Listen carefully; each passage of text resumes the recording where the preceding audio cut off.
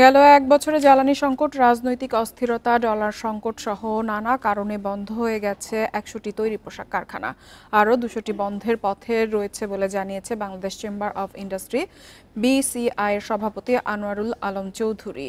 শনিবার রাজধানীতে নিজ কার্যালয়ে আয়োজিত সংবাদ সম্মেলনে তিনি বলেন, উৎপাদন খাতকে টেকসই ও গতিশীল উন্নত করতে আগামী ২ থেকে ৩ সপ্তাহের মধ্যে সরকারকে প্রস্তাবনা দেয়া হবে। এ সময় সাংবাদিকদের এক প্রশ্নের জবাবে বিসিআইয়ের সভাপতি বলেন, দেশের অর্থনৈতিক পরিসংখ্যান সঠিকভাবে উপস্থাপন হচ্ছে না, যার কারণে বর্তমান সংকট মোকাবেলা বড় চ্যালেঞ্জ হয়ে দাঁড়িয়েছে।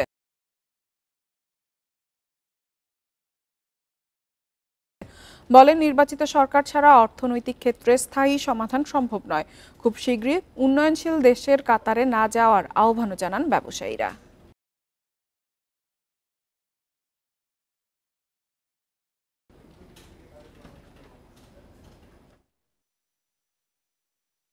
উদ্যোক্তা বা নতুন যারা আসতে যাচ্ছে তারাও যাতে ফ্রাস্ট্রেটেড না হয়, প্যানিক না হয়, সেটার জন্য আমরা মনে করি যে সরকারের যে ২-৪টা যে কমেন্টগুলি আসছে সেগুলি বিভ্রান্তমূলক এবং সেগুলি সবাইকে বরঞ্চ আরও ক্ষতিগ্রস্ত করবে। এবং